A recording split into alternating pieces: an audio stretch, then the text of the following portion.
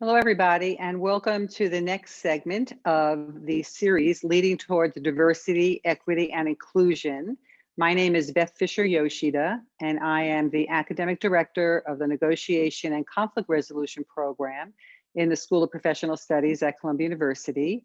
This series is also in connection with two other master's programs in our school, the Masters in Human Capital Management and Nonprofit Management. And today, the Negotiation and Conflict Resolution Program is hosting this session, and it's on contextualizing systemic injustice, mapping the complexity of racism in the US. So what I'd like to do to start is introduce the panel. So first we have Camilo Ascarate. Yes, good afternoon. My name is Camilo Ascarate. I'm a professional in dispute resolution for 30 years and an ombudsman, professional ombudsman for the last 20. I teach at the NECR Master Dispute Resolution and Dynamic Systems Theory and the conjunction of these two. Thank you. And Ramon Segre. Hello, I'm Ramon Segre, and I've spent most of my career, in excess of 30 years, in organizational leadership, organizational development for higher education and healthcare institutions, as well as other nonprofits. I've been a faculty member, I continue to be, over the last 12 years in the nonprofit management program in the School of Professional Studies. And as was indicated earlier, our program is a collaborator on this program. Thank you. And Laverna Fountain. Hello, I'm Laverna Fountain, and I've been with this program. I graduated in 2010. I like to say I was one of the first to graduate under the NECR program. I'm a retired member of Columbia University, where I retired as a vice president. Currently, I head up a company called Meaningful Communications Matters, and we focus on conducting sacred listening sessions and helping people recognize that they have many answers inside of themselves. Thank you. And Sean Monroe. Hello, everyone. Good afternoon. Sean Monroe. I'm a student in the NECR program. I have a background in teaching DEI and a background in facilitating international and race relations conversation. Thank you. Thank you. And Shoshana Fisher. Hello, my name is Shoshana. I am a New York State licensed security instructor, and I have spent the last 6 years in New York working on creating safer and more inclusive spaces, specifically in large and small scale entertainment venues. Thank you. So that's our esteemed panel, and we will be together for 90 minutes. And just to give you a sense of the flow of what we'll be doing, first I'm going to do a little bit of context setting, because there were a couple of steps that happened before we came to this particular project we're going to talk to you about. And we're going to be exploring dynamical systems, which is a practice and a theory. And we'll talk about that a little bit, because we're applying that to looking at systemic racism in the United States context. We're going to be gathering different kinds of reflections from the panel, and then we will open it up to the audience. So as we go through the webinar, I will be collecting questions. So at any point, if you want to put a question into the Q&A box, please feel free to do so. We won't be using the chat function, so make sure you're using the Q&A box if you want to ask a question. And then in a few days, we will be able to send you a link to everybody who's registered for this webinar. You can get a link to the recording, because this is being recorded.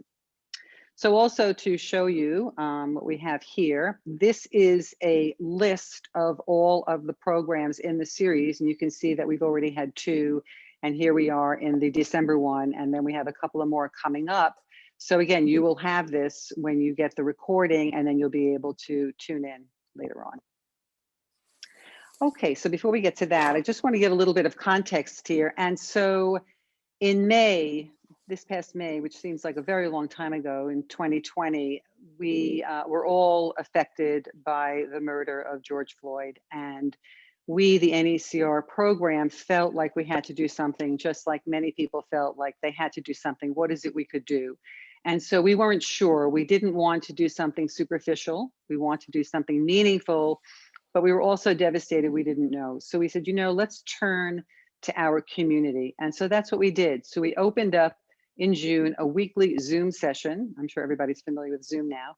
And we invited students, alumni, and faculty to come to these weekly sessions, which are about 90 minutes, that were unstructured, just to talk about whatever it is that you wanted to talk about. And we felt that in the program, we have some of the skills and orientation to be able to have a safe conversation, because that's something that many of us are concerned about, is creating a safe space where a dialogue could take place. And there wasn't an agenda. Whoever showed up were the right people to show up.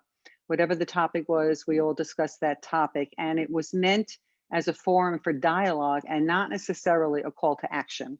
If there was going to be an action coming from it, that would be something that would come up from the participants in the weekly sessions. So when we first started, most of the conversations were very heavily focused on race relations. Some people shared their personal stories of discrimination, and then we talked about other things as well. So it was race discrimination, it could be sexual orientation discrimination, gender discrimination, lots of different things there. We talked about the COVID pandemic, because so many of us, like everybody, is affected in one way or another by the pandemic, and it was causing a lot of anxiety. And so this space was an opportunity for people to talk about anything that was disturbing them. And of course, we also talked about the US presidential election, because that was something very much on all of our minds. So I'm just going to ask the panelists first, just 2 or 3 of them, a little bit about why they continue to show up at these weekly Zoom sessions, which is just about that, not even what we're talking about today. So I'd like to turn first to Camilo and then Laverna. What was it about these weekly sessions that wanted you to stay engaged and keep coming back? So Laverna? So it's interesting. I came first purely out of curiosity and a need to connect with a community that had been important in shaping the way I viewed things. The NECR program, both that I was a student and graduated in, but then later on was able to be an instructor in, had just shaped much of how I was looking outward. But I had a struggle inward.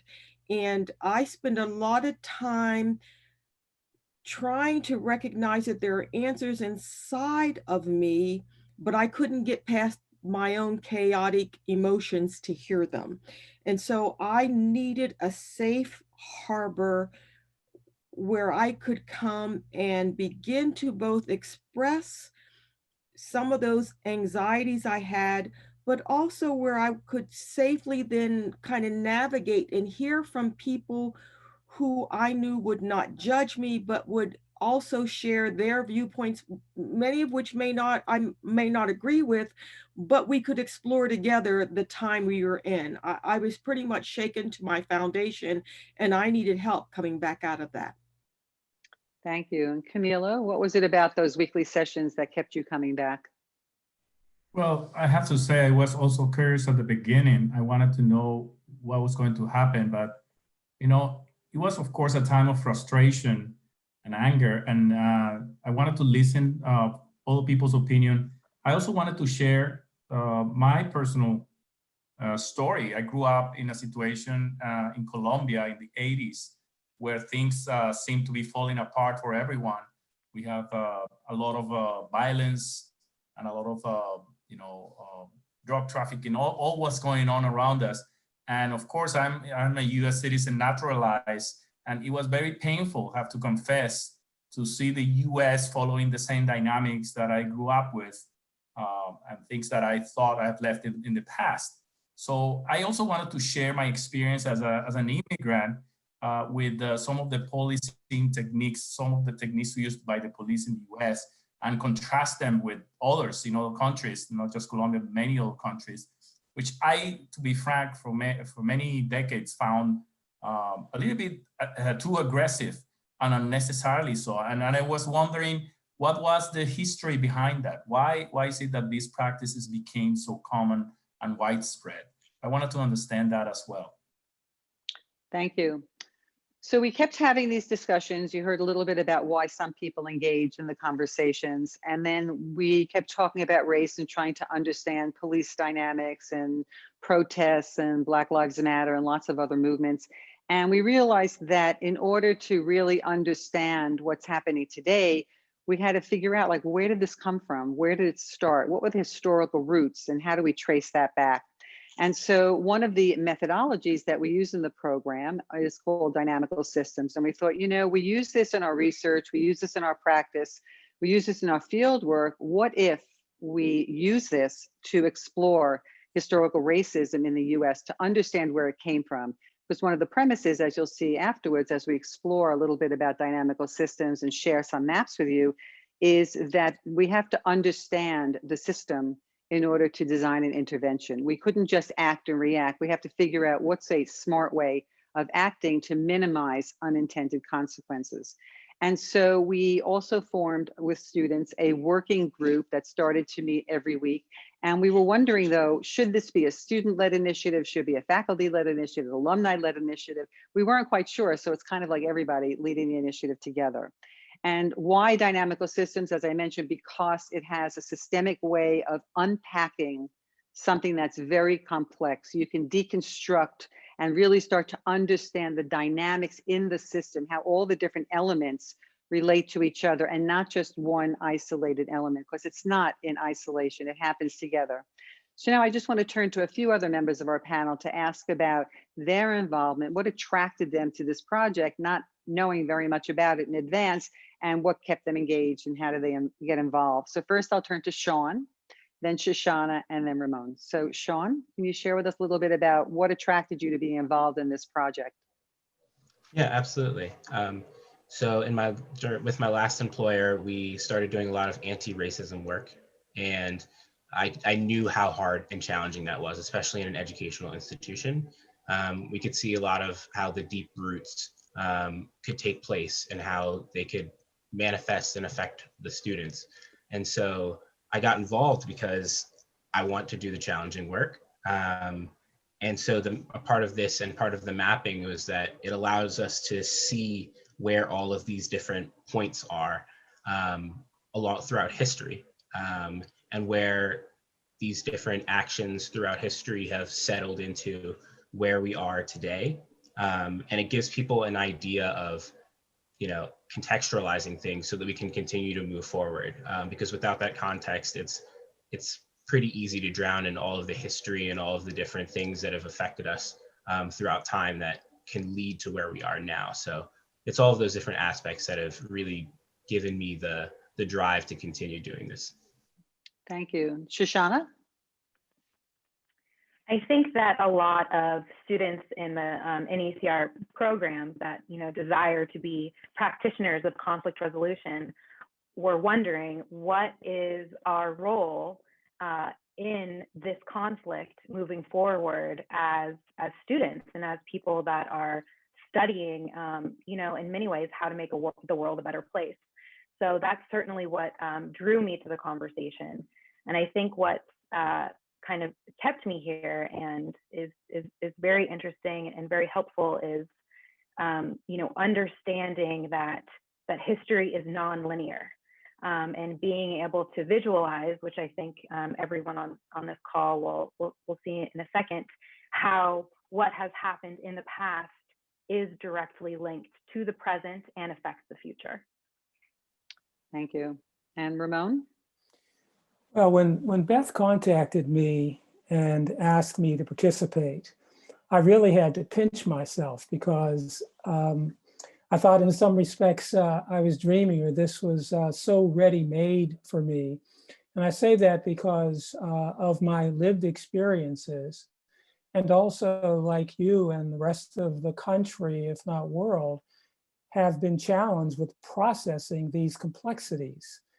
And the great respect that I have for the Academy, and having met Beth initially when I was a doctoral student in Teachers College focused on organizational leadership, when we discussed conflict and other items, being able to ferret through these challenges through this academic process was something that I thought was really not only ready-made for me, but ready-made for offering in a academic space, in a social space, and in a social action space. So I've been very pleased to be involved with it now, and I'm sure there'll be some involvement moving forward.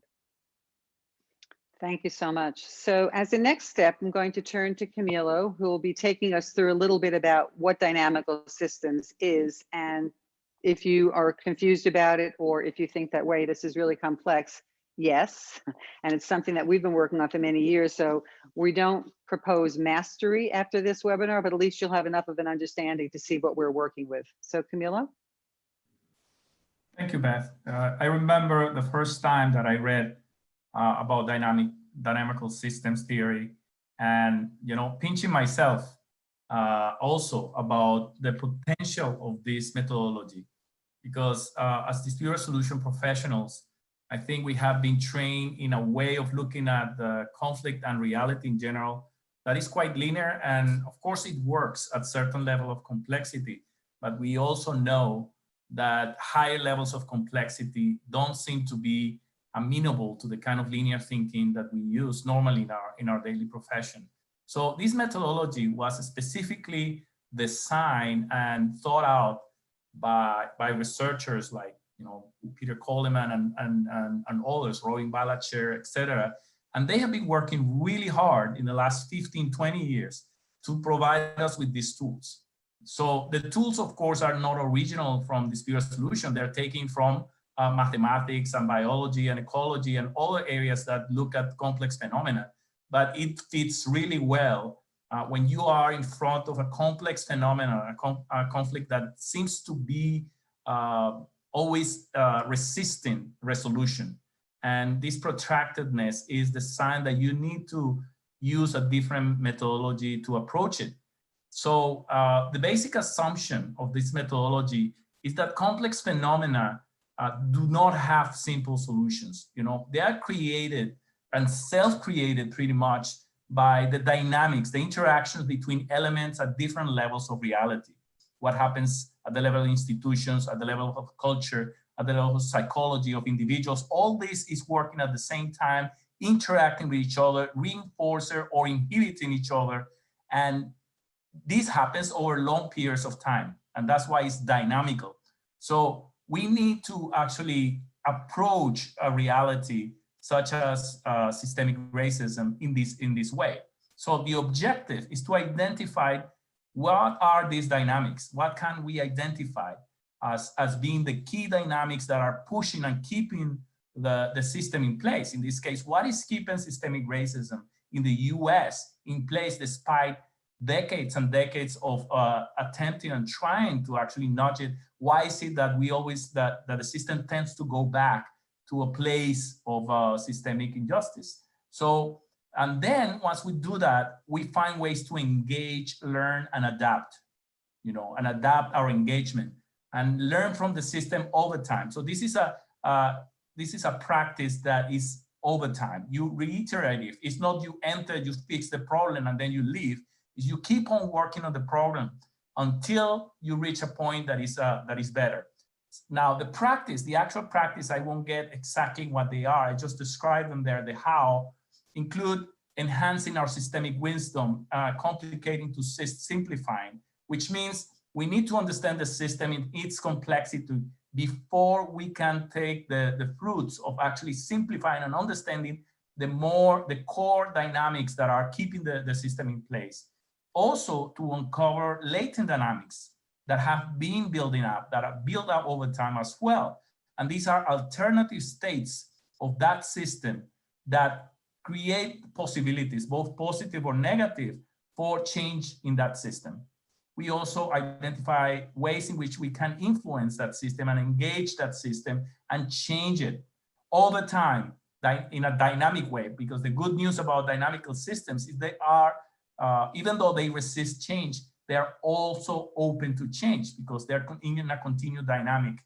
So, and also to look for unintended consequences of engagement strategies, which is something that happens too often in engagement strategies in dispute resolution. So we come up with this great idea and then we implement it, and we didn't realize that this idea actually disturbed the system in a way that was unintended and not necessarily positive. Next one. So this is an example of how a map, a dynamical system map looks like. And this in particular is one example of the work of the groups of the period of time between 1619 and 1855. So this is the period, of course, it's a very long period of time, but this describes or attempts to describe what was going on at the time that slavery was legal in the US. What were the systems that were in place, the ideologies that were in place, the economics that were in place. Let's go to the next one.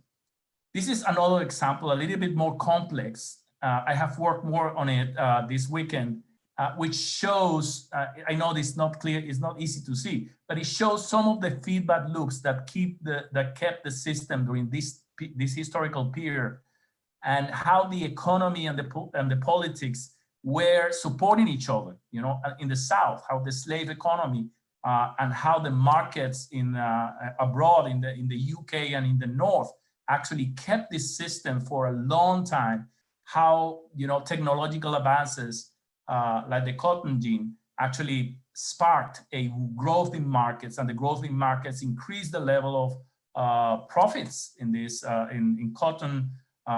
So this created a huge growth, not only of cotton, of course, but also of slaves. And they grew in 40 years. The growth that happened in those 40 years was impressive, making the system each year that passed, that the system was in place, that slavery was legal, making it more and more difficult to move, you know, to the point in which, despite of many efforts at the political level, you know, despite many supposed compromises that took place, the system, you know, entered into a crisis to the point that part of the population, you know, the South decided that they were going to segregate from the Union. And that, of course, was the spark that moved the system around.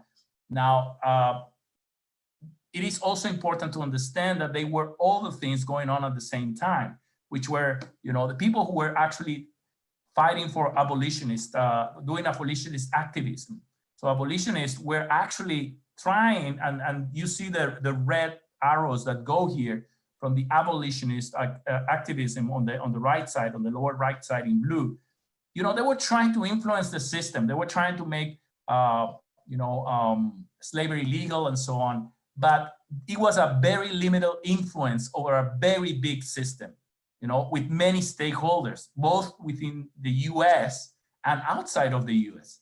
So it was an incredibly difficult task that they had in mind, even though they were trying, you know, they were trying to promote and free slaves and create a sense of hope. It was an incredibly difficult project. But this, I would say, this attractor, this alternative attractor that the abolitionists were presenting was building up all the time in those 50 years. While the cotton business was growing, it was also growing the opposition to slavery and the activism. And so in the next one, we will see how we depict an attractor. So this is how we depict an attractor. And these attractors, they're just depictions of something that is likely to happen. So you visualize these stable dynamics, like for instance, how the cotton market increased the land that was being used, and also the slaves that were being used, and the productivity that was being increased. And these is very strong patterns create an attractor that is depicted as a valley. So it's like this valley, and the ball that you see right there is the state of the system at that moment. So between 1619 and 1855, what you have is a system that grew in terms of the stakes of that system and the strong economic, political, and legal loops that supported each other and reinforced each other in a way that made change very difficult. You know, to the point, as I say, that the system entered a crisis. But at the same time, this other weaker but growing latent attractor was building up in activism. And the first success of this movement was, you know, to ban the transatlantic trade. And that was the first win in the UK, mostly outside of the US, but was enforced by the UK, and in that respect supported them. But again, it took 40 more years for this abolitionist activism to actually become strong enough to influence people to think about an alternative.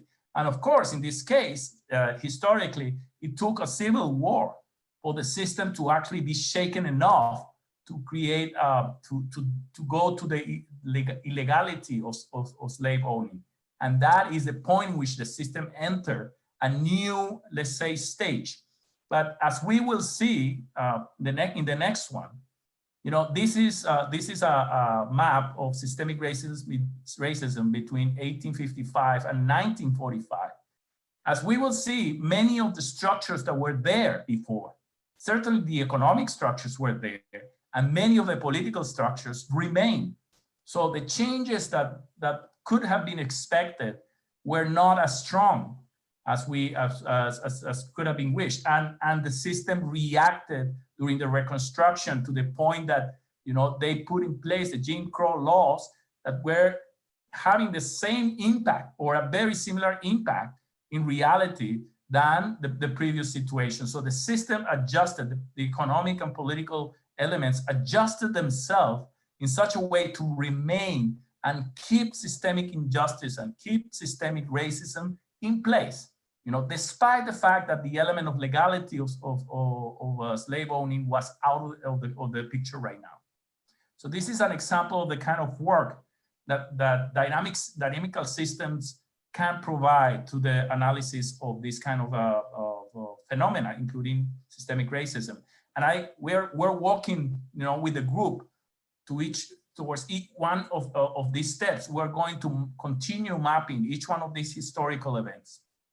Something to mention, to build on what Camila was sharing, is that when all of this was going on, we talk about the latent detractors. So the latent detractor of trying to change and overturn slavery was building. And then once the Civil War came, the latent detractors of also keeping the system in place because of the economic hardships that the plantations were going under now after slavery became illegal.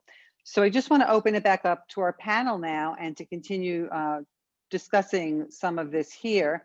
And so thinking about the mapping process of being able to be in your small groups and to first do the prep work, right? So we provide lots of resources, but people look at as many resources as they want to gain some background information and then having those conversations. So just as a process, what we did was we put people in small groups. And first they had to determine what the micro, meso, and macro factors were. So the micro more psychological, the meso more institutional, and the macro more societal, right? And so then they went together in those groups, and there was a micro group, a macro group, and a meso group, and they were doing that. And then the second round, we had representatives from those three groups coming together to now share and reorder what the factors were in the elements and to figure out how they were connected to each other. So I want to open it up to the panel now to share insights and reflections about what does this mapping process do for you? What was your experience of it? And how do you think, what kind of insights did you gain? How is it affecting how you think about systemic racism? So maybe Laverna, if you'd like to kick off that conversation. Yeah, all along the way for me, I was looking at myself personally, how I was viewing it, and then trying to use dynamical systems to help me think outside of myself, get away from my emotional self and really look at some of the systems. And so logically, many things started to make sense. And how the system moved to protect itself, how the system reinvented itself to maintain itself. And also for me, though, all along the way you're thinking, or I was thinking, how do I apply that today? What's it mean? I'm looking at it historically. So what's happening today? What led to Floyd's killing? What happened so that all this thing that's happening throughout the United States, we're seeing something that while many Black and brown people live with it, maybe whispered about it amongst ourselves, now I'm looking at a system that's helping me to analyze it and think in terms of, so how do I work within that system, work with people who understand it a little better than I do, and try to figure out what my role is. So I know we're just starting. It feels like there's so much more work to be done, and I know that there is, and I know we're going to be doing more work, but just understanding it from a systems perspective allows me to listen to what's going on with different ears. And if I see something in the news reports or I hear a political speech, I now analyze it a little more through the dynamical system viewpoint. Thank you. And Sean? Yeah, so I feel like this is a really great way to see how the system lives and breathes, which I feel is very different from other forms of analysis that I've done. Throughout the times that I've been learning about, different periods in time, it seems like we get one moment in history, and then it's like, and then we start talking about the next moment in history, but very rarely do we get the opportunity to see how the system breathes. And so as a part of that, we can start to see how a nexus of power can start to change things throughout history. So we start to see how, for example, as you may have seen in the last chart that we had, how white ego, for example, might transition into the next part of how are people talking about race and how are people experiencing race together. So it's those aspects that give a really great understanding of how things start to move throughout time. Thank you. And Shoshana, want to add on to that? I think one of the elements of this project that's been helpful is I would be curious to see if before the murder of George Floyd and after the murder of George Floyd, how many white people in the United States had heard the term systemic racism. Because I think part of the responsibility that I have as a white person is been explaining what this means to other white people.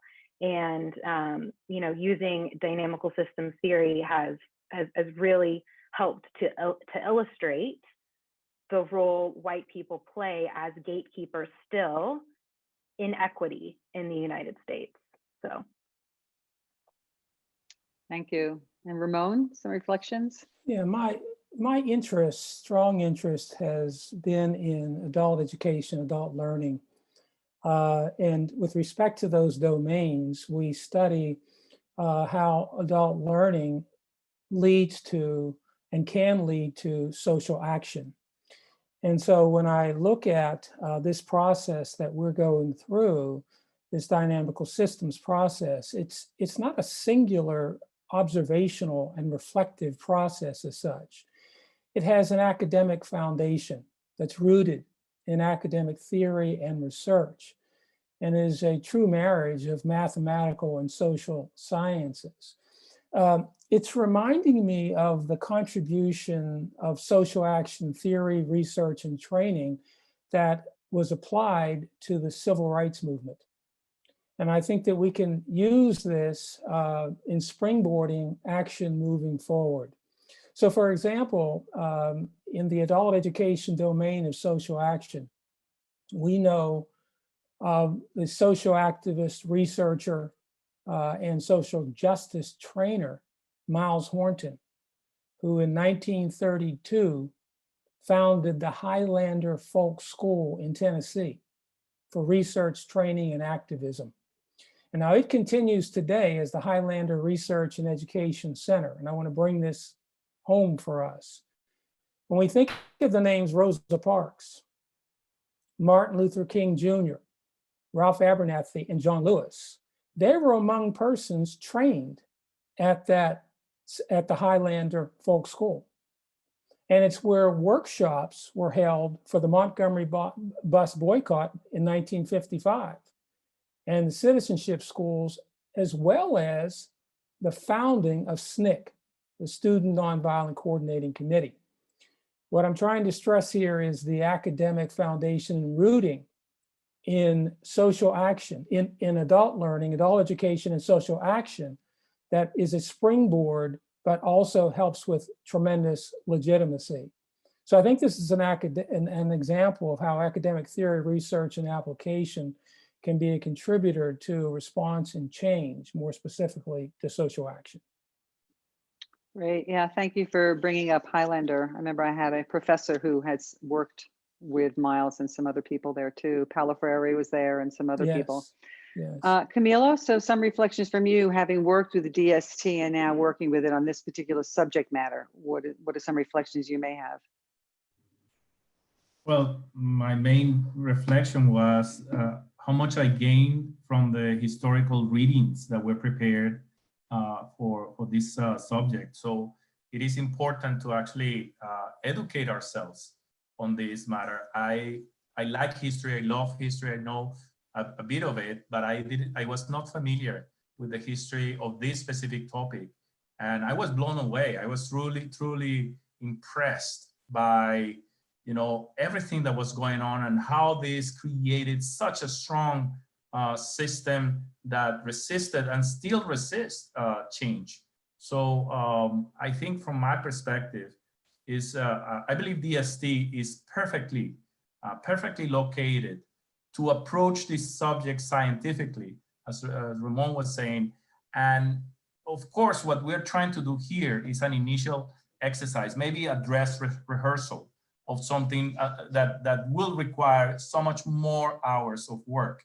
This is not going to be easy, and you have to really work hard to come up with as close as possible to reality with maps that make sense, you know, that explain it differently, and that people will look at them and you explain to them and they will say, that is very, I mean, that makes sense. So, which is the purpose of a map, to explain reality in a way that makes sense, a better sense than what we can do with any other methodology. And then, you know, to try to see where are the dynamics that are truly amenable for some kind of change.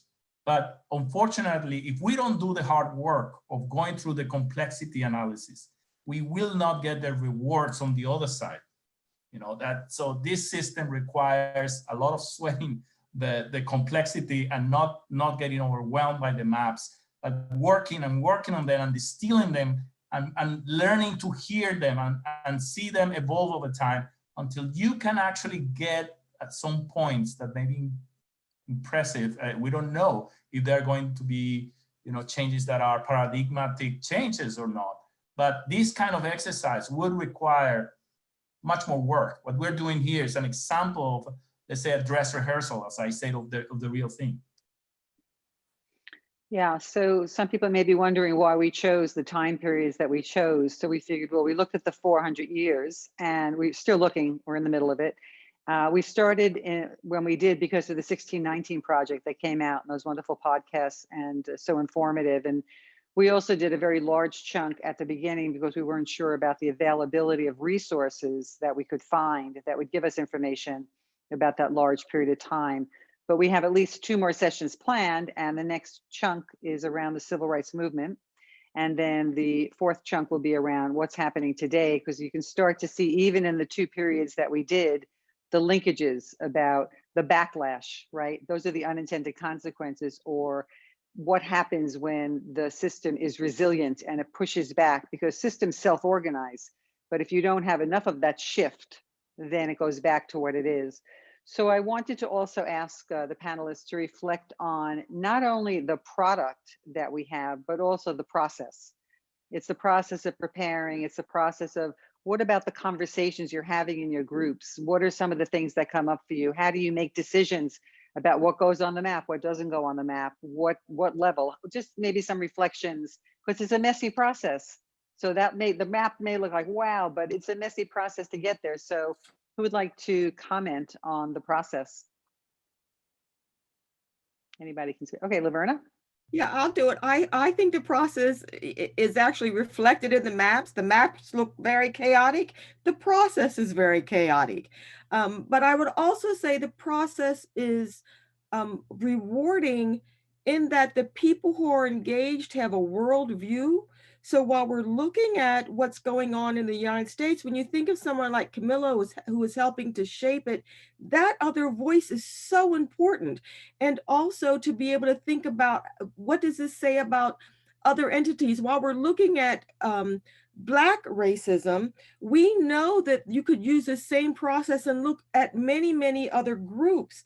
And some of that thinking also comes into the process because someone may bring up what it's like in their particular group that they identify with. And identity is flowing throughout this entire dynamical system where we have to really address, well, how is the system viewing itself by identity? Who goes into what area?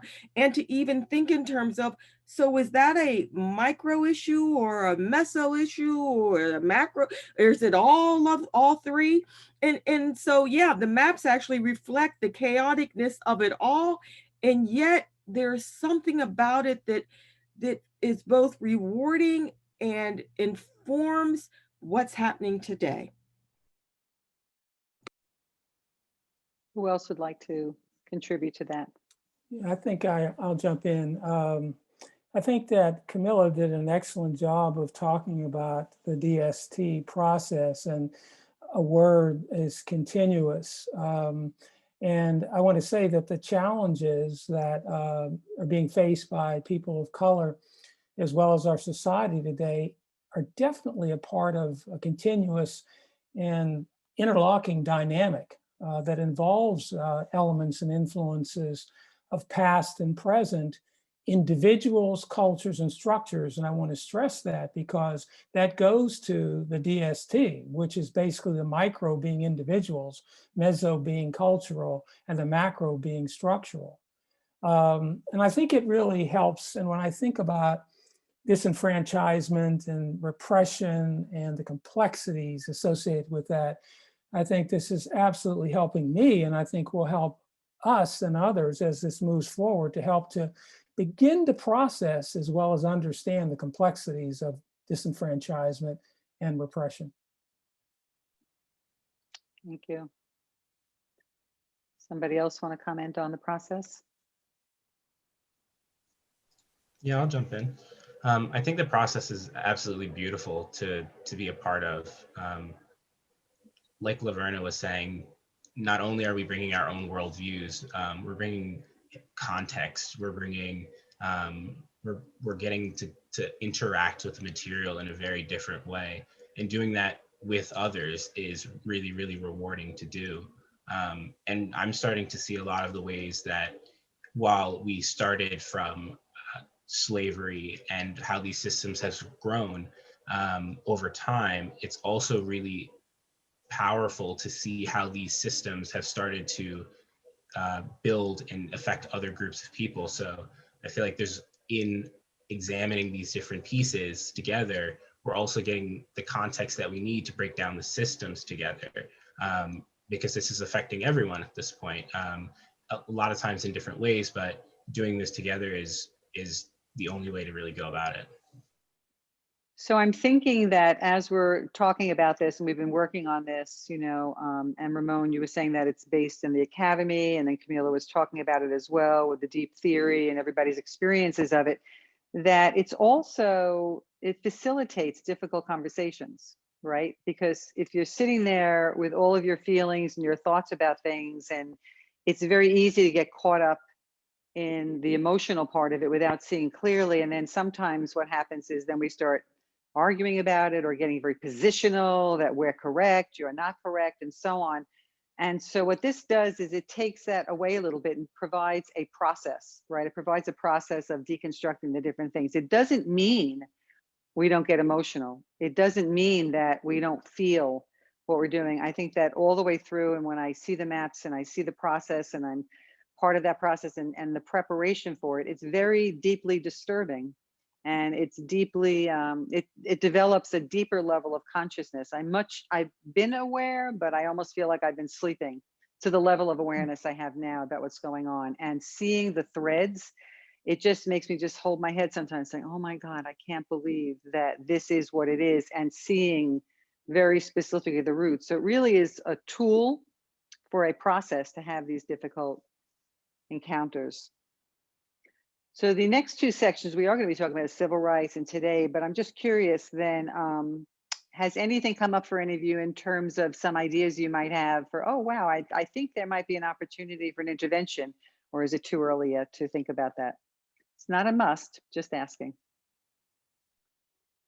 Yeah, I've given a little thought to this, and I think that this can absolutely help in diversity and inclusion initiatives that are in the sectors of public, nonprofit, as well as private sectors.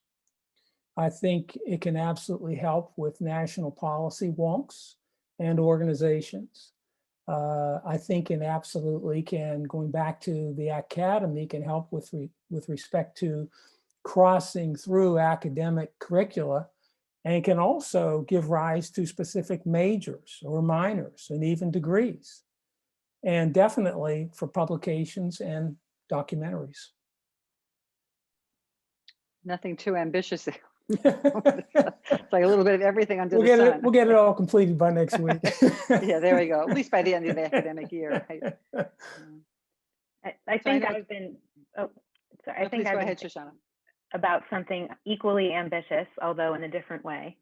And that is, I think how most of us are taught history in this country is so linear, and it's taught in such a way that we are not able to make the connections between the past and the present. And, you know, the process of mapping and the process of putting the pieces together on the map as a group and discussing, you know, present day issues and historical context is a really, really beneficial way to learn history.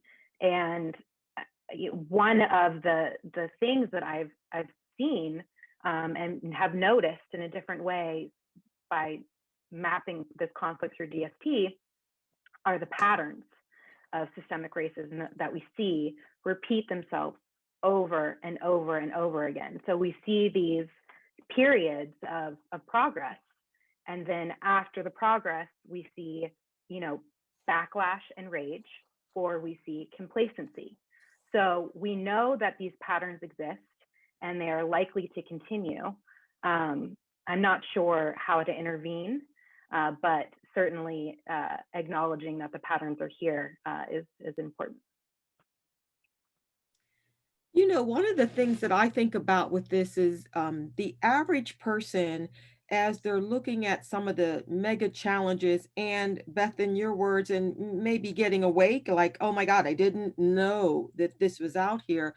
Dynamical systems sometimes take some of that pressure off, because if you've been born into a system and you identify with a specific role, you really may be unaware of some of those other pressures. And sometimes the discussion that goes on makes people feel responsible or have to take blame.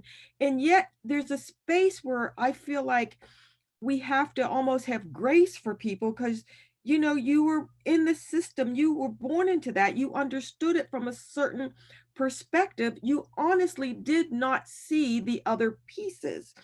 And I think hopefully it gives people who are engaged in conflict resolution or cultural awareness or cultural diversity, whatever terminology you're using, I hope that will give people a different language to help make it possible for the average person to hear and begin to then examine what role they're playing, what role they didn't even know they were playing.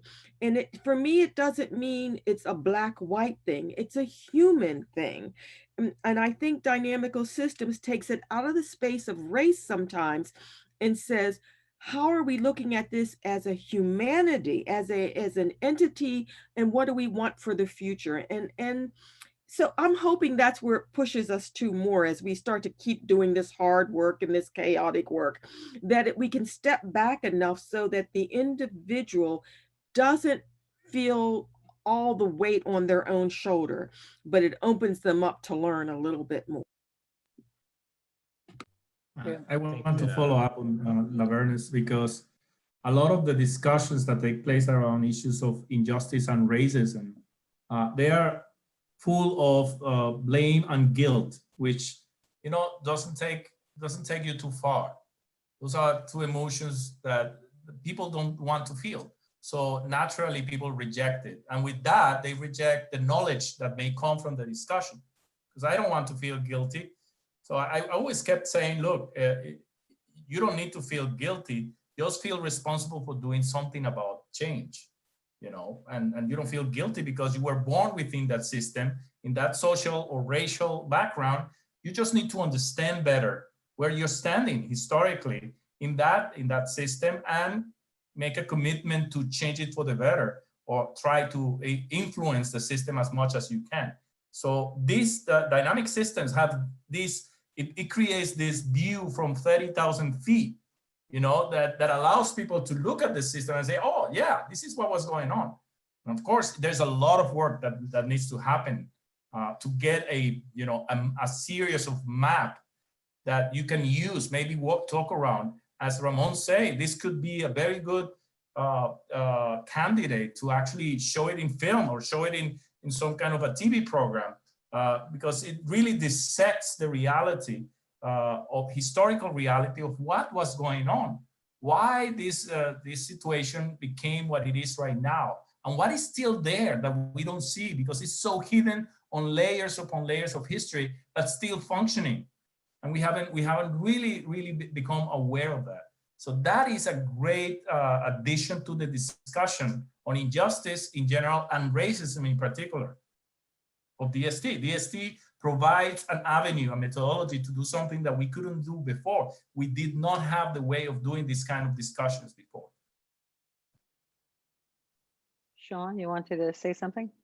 Yeah, absolutely. I think that from what Laverna and what Shoshana and Camila have all been saying, it seems like a really great point of intervention is to start to have these conversations in general. We can start to see how a lot of the ways that conversation and dissent have been shut down throughout history. And so when we start to have these educational experiences where we can see how these things are starting to play out and then start to undo them, that's where we can really start to have a powerful impact. And it seems like we have to do that for the common people. We have to meet everyone where they're at so that we can break past the barriers of, shame and feeling of that guilt, because these systems, while we're specifically talking about racism in the United States right now, these systems work in different ways. They work with gender, they work with sexual orientation, they work with ethnicity. There are so many different aspects in which we are all holding guilt and shame and all these different things that we're unaware of until we can see them. And it's the moments in which we can start to see them, then we can have the conversation about how we can undo them. Great. Any other reflections here? Because I'm going to open it up soon to the audience and hear some of the questions and comments. Okay, so we do have somebody that said, well, what doesn't kill you makes you stronger. And the abolitionists actually made the slave system stronger and more resilient, which speaks to system dynamics, right? Because when you don't overturn the system, you're still perpetuating, and then it builds up to maintain the status quo. And that has a lot to do with the different kind of feedback loops, right? The reinforcing ones or the inhibiting ones. And so that's what can happen and did happen for a lot of that.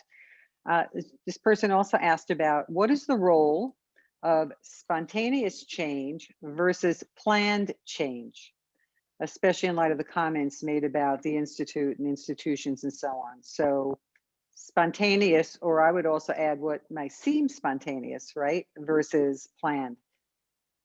Camila, it looked like you had something you wanted to comment on that.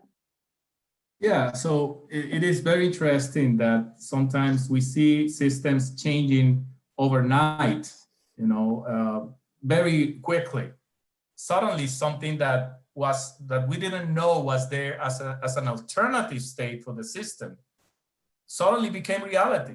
And it looks like it was spontaneous, but it seldom is. I mean, a system cannot just move on its own to an attractor that is not there. The problem is that this attractor, this alternative state, this change that was alternative, had been building up over time and has become a possibility, an alternative state over time. And the system just moved from the current attractor to the latent attractor very quickly, But without the latent attractor existing in the first place, it would have been extremely difficult to actually make that change. Now, on the other hand, the attractor itself, the situation can change also in a slow manner.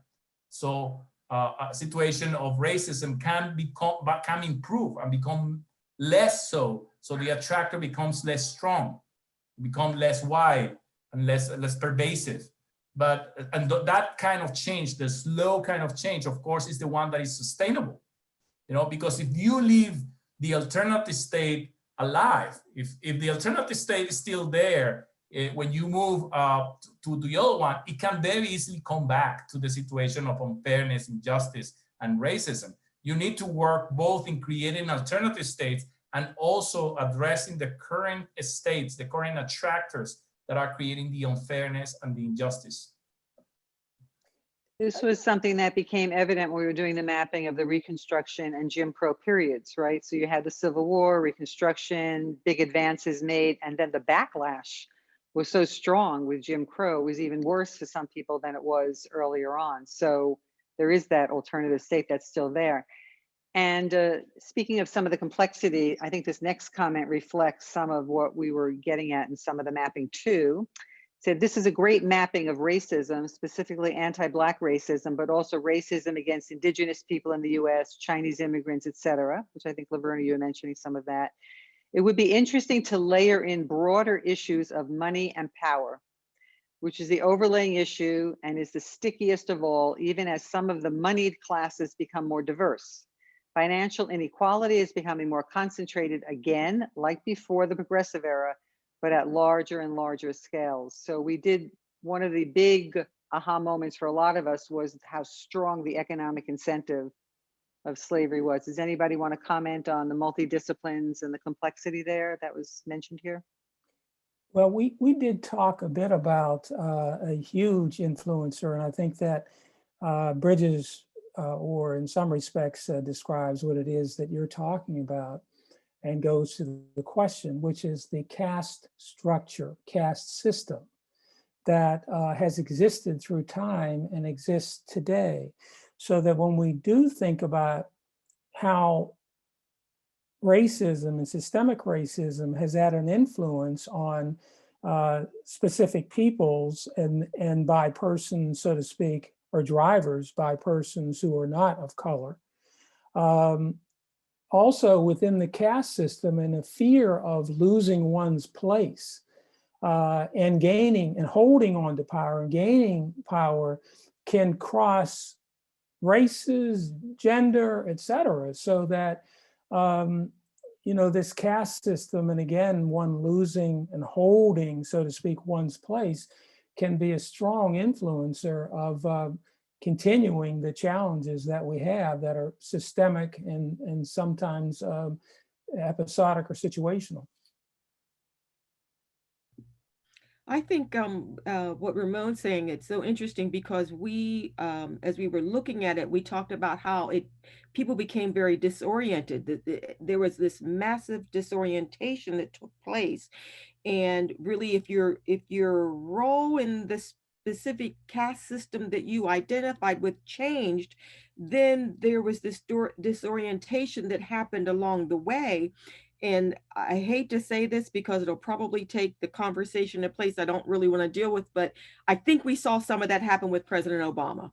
For me, when I looked at the whole dynamical systems, there was something that happened when this Black man became a president, and the system was trying to understand what it meant. How does it change? How do we hang on to who we are? How do we keep our own identity? And it was very complex because it wasn't just because he was Black. There were policy issues that involved in that. There's the whole political system, and it all became a part of the disorientation of the United States. And that disorientation also went out to other countries. So how do we relate to this new United States that in all of its history, it now has a Black man at the pinnacle, and then it watched how we responded. So I think that in the next iterations, as we're looking at dynamical systems, I think we have no choice but to look at this whole political system and understand how democracy itself, how this republic responds to change. And what do you do with that? Well, some of the next comments are going to put you right there because, yeah, whether you want to have that political conversation or not. So one comment is, the assumption is rational decision-making, but in Trump's America, half of the population eschews facts, capital F-A-C-T-S. How can this be addressed? And the next comment is related to that, I believe. We are in an era that is so incredibly polarized. How might using this academic historical approach help to depoliticize the conversation and create opportunities for people from different backgrounds to come together? How do we change the narrative? Or try to, or how do we bring polarized communities together in the same space to have a conversation? Or do we? We're not saying DST is a panacea for all, but Camila, did you have something you wanted to add? Well, Beth, I think it's Peter who says that the glue of the attractors or the glue of these dynamics are emotions.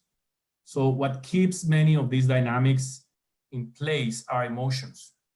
You know, and the self-preservation, what Ramon was talking about, this fundamental concern for status in the group and the fear of losing that, issues around dignity and which are emotional experiences, you know. So yes, emotion is what politics is about, you know. So the Republic, the US was the leader in thinking about organizing power and distributing power using a very Newtonian constitution with checks and balances like a machine, you know. And of course they knew when they were building that machine that emotions were part of the picture, but they didn't know how to include that in that machine, you know. We have come a long way in understanding the role of emotions, you know, and also relearn the lessons from the past, because anyone who has studied Cicero or the classics when the Roman Republic was falling apart will immediately identify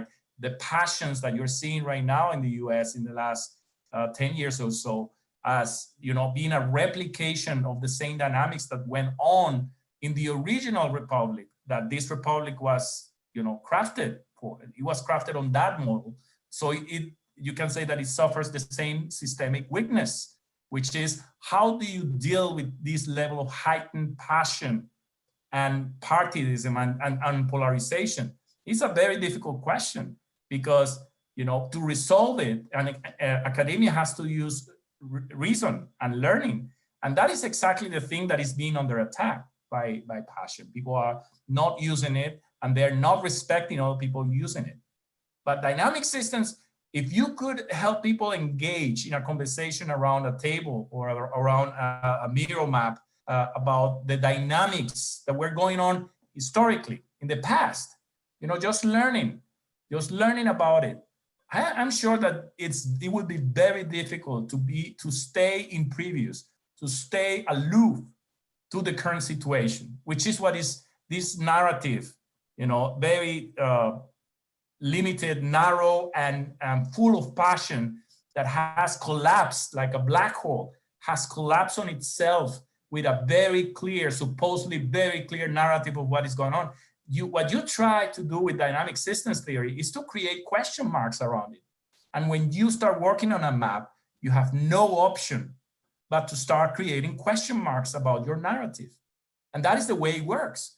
It changes the narrative by defreezing that concept, introducing questions, introducing sophistication in the analysis, and suddenly the person cannot hold the same kind of beliefs and the same kind of emotions that they did.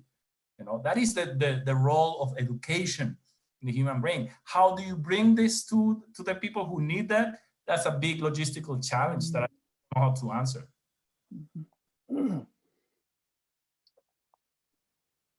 Okay, we have 2 comments from another person here. I wonder how history should avoid the traps of lying with maps, or most commonly known as lying with statistics, but also confounding cause and effect, but also making wrong inferences of causation from statistical correlation. And then the person goes on to say, race is one variable, but in my opinion, the capital least relevant.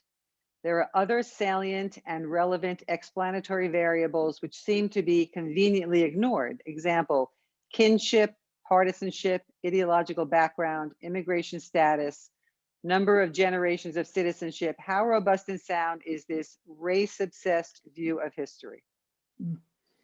Wow. Wow. Do you want to expand on the wow, Ramon? Well, it's I'm processing, but what a very good and dynamic question. Fingers are pointed often to persons of color. And a good example would be the Black Lives Matter movement. Why are you always focused on Black? All lives matter. And what's happening is that people are trying to express themselves and to find solutions by shining a light on their concerns that might absolutely go to race. And this question and challenge of race is so insidious that it's real difficult to avoid it. The person who asked the question, I'll have to say, is correct. There's certainly other ways to approach it, but the 800-pound gorilla in the room is absolutely race. I was also going to say that one of the things that this mapping does that maybe we're not representing and maybe people have to have the experience of it is it's not cause effect. It's a dynamic system. So it's not that A happens and then B happens. A happens that causes B, but then there's C that influences A, which does influence B, which then influences C. So it's a dynamic and it's interrelated. And that's why it's so complex. So yes, we shouldn't be looking only at race. And I believe that in some of the conversations we're having around the mapping, race may have been the impetus to get us into looking at this. But I think one of the things we noticed immediately in looking over the materials is that it wasn't only about race. It was about economics, a lot of it. And then it was about psychology, and it was about commerce. It was about so many different kinds of things that we started to see layered. Race happened to be one of the threads where we see what we have today. But it's not just about race. It is about other things as well. So yeah. Anybody else want to reflect on that? Yeah, I'll also say that when we look at how this country was how it even came to be, we start to see how it was, built on the basis of, a genocide of an entire people that were already here. We start to look at how that built the system that we're even looking at. And then we start to look at slavery as an institution and how that created an economic powerhouse that has given the US the power that it has today. So when we start to look at how we even got here, we start to see it was based on race, but then these other things start to snowball. So you're absolutely right that kinship is a really big factor because the people that are in power want to remain with their power. And so who they're aligned with and who they give positions of power to are really important. But we cannot ignore the fact that that power comes from a system that was built off of the backs of other people. So they're very much interconnected. And we can start to see in the dynamical systems mapping process how these things can start to interact with each other. However, we still have to keep in mind that it has come from a certain place that we can see. The next comment here is Shoshana made an excellent point regarding widespread ignorance, amnesia regarding systemic racism. To Ramon's point, many of the concepts being discussed in the wake of these recent incidents of police brutality have historical precedent, which are seldom discussed en masse. Why is it that established ideas like divestment in law enforcement, defund the police, and the racist implications of American capitalism, plantation capitalism, haven't been widely discussed until very recently? Is it simply too uncomfortable to discuss the intersectionality between systemic racism and American colonialism, pioneerism? I think it is uncomfortable for people, but I think what's attached to that also is it confounds individuals and societies as to what can we do? How can we bring about change? Even if we try, and over long periods of time, given the fact that we've been trying in different ways over the years, but it persists. This to me goes back to what you had asked earlier about this change occur, can change occur spontaneously, or must it be protracted? And I say both. One of the reasons why we're talking about this today, and we've seen the growth of webinars and diversity and inclusion, equity and inclusion, areas of focus across the country, has to do with spontaneous events, or let's say a spontaneous event, the killing of George Floyd, that was so dramatic and traumatic that it is bringing about change. I mean, even though systemic racism continues, and there's going to be challenge, and we'll have to really stay at this continuously, there's still some change that is taking place because of a major spontaneous event. But I agree with that, Ramon, but also the other aspect of that is the social media, the traditional media, COVID-19, those other things drew the attention to what was, for some people, something new. For some communities, what happened to George Floyd was not new. It was happening, but it raised it drew the spotlight on it, so that if I, in my simple way of looking at dynamical systems, I'm going back and forth and stuff is happening here at this one point. It's a smaller thing, and so the ball's able to go over a little bit, but on this side it's still huge, and so it can't go back and cover some of the issues that were revealed or unveiled under George Floyd. Social media to me is huge, and I'm not sure where the impact's going to go yet. I don't know. I mean, when you think of terms like defund the police, that's a huge one. And so can that be conquered? Do we even understand it? So in the process, the complexity includes just a complexity of language. What are we really talking about?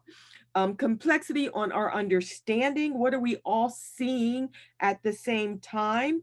Complexity of how we identify to what it is that we're seeing.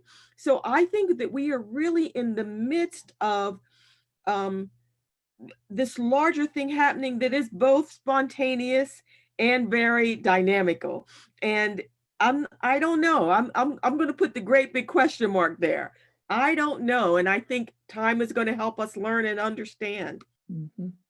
And I think, Laverna, to your point, I think this kind of brings us back to unintended consequences.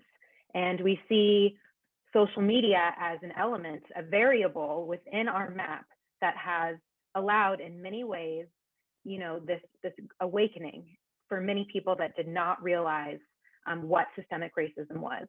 But at the same time, we now have this conversation that is happening at a national, very, very, international, very macro level on social media and in the media in general. But the question remains whether or not that actually trickles down to the micro level, where I think the real change actually does happen. And because we do live in a society that is still very, very segregated, there's a question of, if those conversations are taking place, who are they taking place with?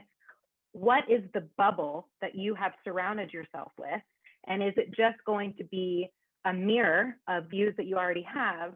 Or are these macro level conversations actually going to trickle down and be discussed in a way that are beneficial and really get to the root causes, and also allow people to take a step back and not necessarily feel that guilt or that shame for participating in a system that they may not have realized they were participating in? I think that more than the word spontaneous, I would use the word resonance. what happened was a quick state of resonance of the system. And it, as Shoshana was saying, it had all kinds of elements. The fact that nowadays every single person is a potential news person because they have a video camera in their hands, you know, and they can step out of a shop like this 17-year-old did, and suddenly something happened in the street, a person being is in the floor, and she turned it on. And the fact that this image could be distributed through social media to millions and hundreds of millions of people, that also mattered. That was part of the reason. And then also the fact that there had been a social movement talking about this, the fact that this is the last of many of these same situations going over and repeating itself. And I think it touched a nerve on human empathy that suddenly resonated with hundreds of millions of people that went out and they said, that's it, we don't want more of this. And this is a system in resonance. And at that moment, change become more likely, but it doesn't mean that it's going to happen. And it's not mean that it's going to happen in a positive way either. It just means that the system is amenable, is open to change, while before less so, you know. And we have seen, I think, things that I didn't think I was going to see very soon, like the change of these bases with the names of generals who are actually traitors to the United States. That was one of the things that really surprised me when I moved to the United States. I remember I knew a little bit about the Civil War, and I remember saying, so this is Lee County. I actually lived in Lee County in Florida. So this is General Lee's county. Wasn't this the guy who fought against the United States? So of course you accept it eventually, but it sounds particular and peculiar. I mean, in Colombia, we had a guerrilla group, and I cannot dream of the leader of the guerrilla group being used in the future as the name of a city or something like this. But it has happened in the United States, and I don't know why. You know, especially with the content of racial oppression behind the war. You know, why is it? And of course, there's a systemic explanation of this, but you come into the system, as I did as an immigrant, and you don't understand the reason behind that, you know? So the resonance that we saw with George Floyd and what happened was the product of many elements coming together at the right moment, at the right time in the system. But resonance does not happen for a long time in the system. It tends to slow down because there's a lot of energy that needs to happen for resonance to keep up, you know? So it may have spilled over in the election and other things, but not with the intensity. So going back into that state of resonance is extremely difficult. And so you have to do it the other way around, which is hard work and education and, you know, reaching out with these kind of tools. So it's a level of energy that's very hard to sustain, right? But we see it appearing again and again. And Laverna, you mentioned the pandemic and other things. So there are different conditions that were being created that made people more receptive or susceptible to what was going on. People had more time to tune into the news. Social media, everybody's there with the little video cameras, recording things that before were not recorded. And it was he said, she said, and nobody really knew. But now it's all on camera, and now it's up to the individual to interpret what that is. So we have quite a few more comments that we're not going to get to all the comments here. So I just want everybody to know that we're not going to get to everything, but we love your investment in wanting to participate here. So somebody mentioned the work of Joe Fegan on systemic racism and the white racial frame, which might be incorporated into our project. So that's a Joe Fegan, F-E-A-G-I-N. So that's something we can look at. And yes, we will be sharing all the slides and this whole webinar. Maybe not the slides separately, but part of the webinar. And that's going to be made available in a few days. So everybody who is registered for the event will be receiving an email with a link. And here somebody is saying, for education initiatives within work institutions mainly, any recommendations or resources for how to succinctly explain complex system dynamics as an appropriate foundation to all of the learning? So does anybody want to share any examples of how they've used some of this potentially in their work or systems approach?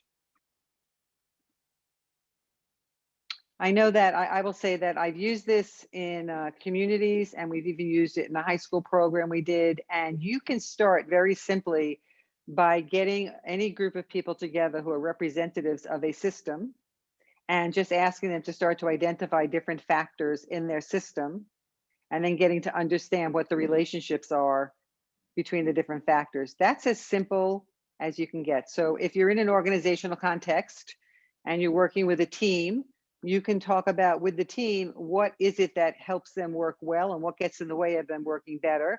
And one of my favorite questions is, if things are bad, why aren't they worse? Because something in the system is keeping it going, right? It's keeping it going. So you want to understand those different dynamics. So any team can sit down and deconstruct their team experience on any particular project by using these simple concepts about just identifying the different factors and understanding how they connect with each other. So maybe it's part of a larger institution with different kind of rules and regulations that get in the way. Maybe there are budgetary constraints. Maybe there's something to do with the leadership inside. Maybe there's something to do with accountability. Maybe they have systems in place so people aren't held accountable, which happens sometimes in organizations. So are there rules and regulations? Are there systems? Are there procedures? Are there clear roles and responsibilities on a team? That's a big one in the dynamic of what happens inside of a team. So you can always reach out to us and we can try to help you with that a little bit. And are the cycles of backlash, complacency getting shorter?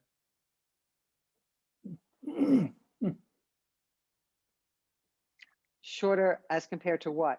Right? I mean, what is it being measured against? I don't know. Maybe social media plays a role. As we've been talking about, it does speed up reactions to things. I mean, if President Obama was president for 8 years, some people think that the 4-year presidency of Trump was backlash to that. Well, he lasted 4 years, so maybe backlash is getting shorter. I don't know. Okay, will there be any study into suppression of the rights equality movement of American descendants of slavery by the prioritized movements of other minority groups?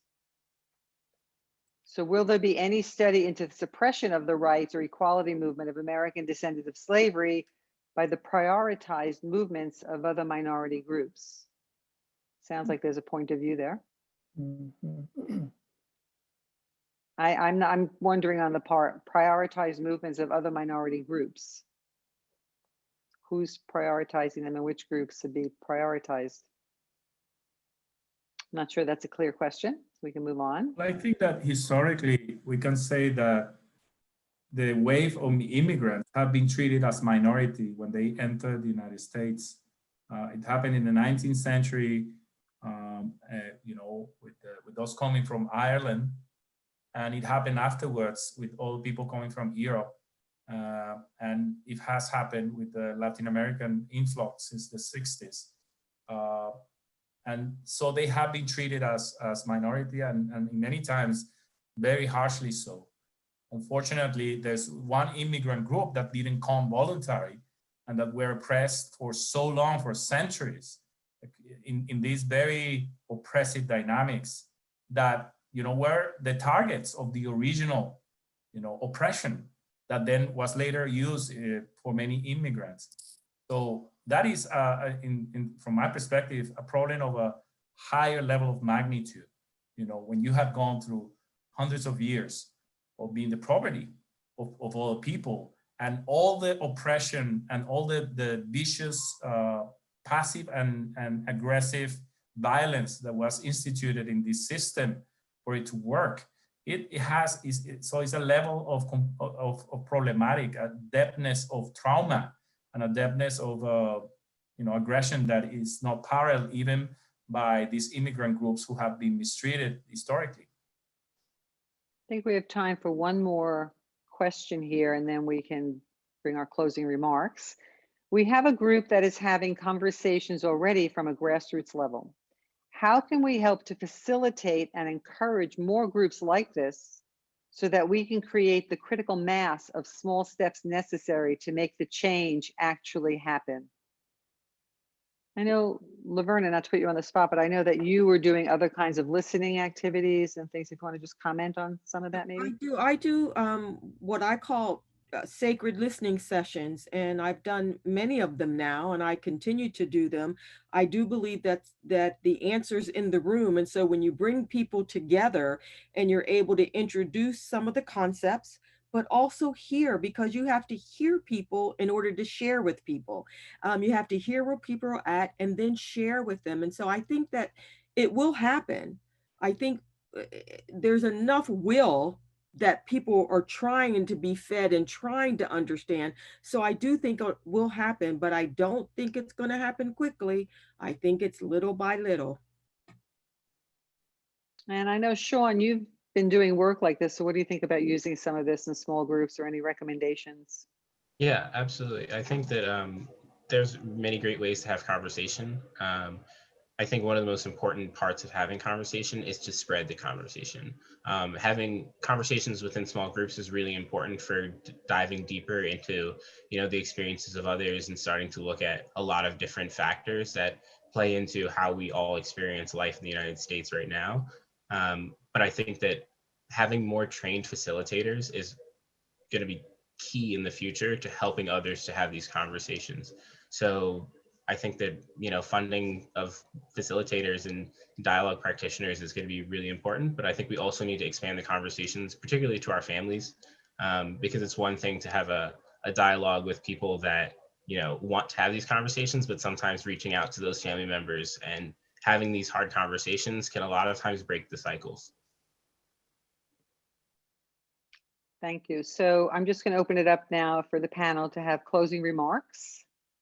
So who would like to reflect on anything that we've discussed, that's coming up for you, something you've been thinking about?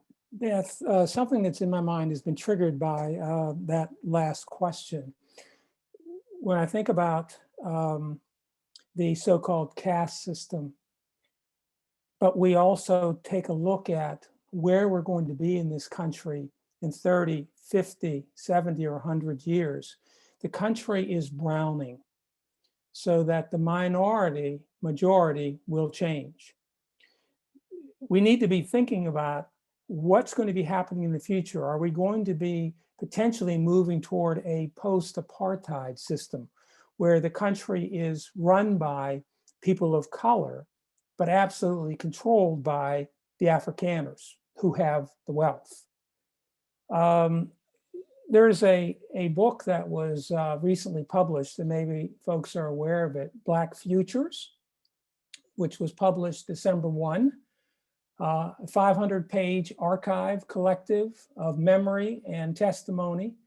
And it's a luminous map that navigates the present and is geography for the future. The editors are New York Times writer Jenna Wortham, and the curator for this is archivist and activist Kimberly Drew. Something that I think we all should take a look at. Thank you for that resource, Ramon. Maybe Shoshana, some closing remarks?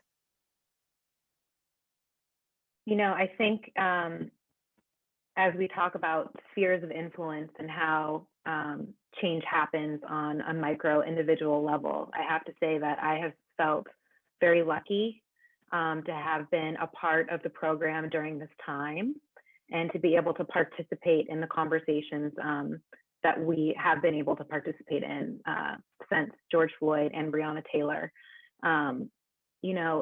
This is a protracted conflict and there are no easy answers, but conversations like this give me hope, and they help me, take the conversation into my own sphere. So thank you to everyone on the panel and everyone that's joined. Sean, some closing remarks? Yeah, absolutely. I think that this is like a really great opportunity for everyone to get involved and to start their own education into how these dynamics and how these systems really work. I'm really excited to continue doing this work. I'm really excited to be able to, try to break some of the echo chambers and have dissenting opinions. And I'm really appreciative for all the questions that we've had today, because it's really made me think about how am I processing and viewing things around me, and how are these showing up in the systems, and why are the systems creating the processes in which I'm thinking at these points? So I think it's really important to really start to begin to do that process and to do that self-work, because without that self-work, like Shoshana was saying, we can't really move forward. Thank you. Laverna? I just want to thank everybody. I love the questions, and I'm hoping that there will be more after this. One of the questions came through with how someone can be a part of my listening circles. And if it's okay, Beth, I'll just tell people go to my website at IamLJFountain.com. That's it. Let's figure it out. I want the grappling. I think this is not easy. And so the more you're willing to push and more you're willing to just grapple with us, the better off we are. So I just want to thank everybody. And I love everybody on this panel, man, because you're just pushing me in all kinds of directions, and I love it. So thank you. Thank you. Camilo? So if I have a final message for the people who are listening, is resist simple explanations. They're comforting, and they give us this sense that we know what is going on.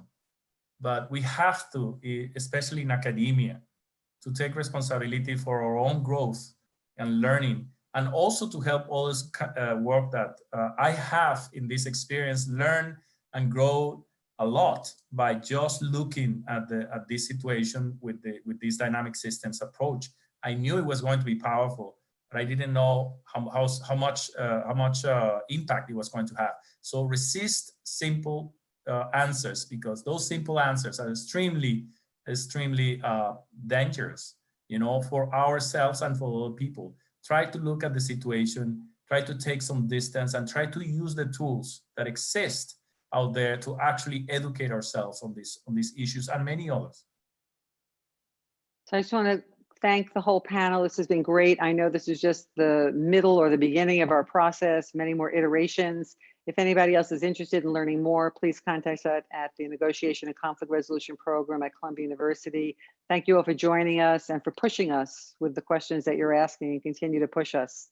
Thank you so much, everybody. Bye-bye now. Thank yous all around.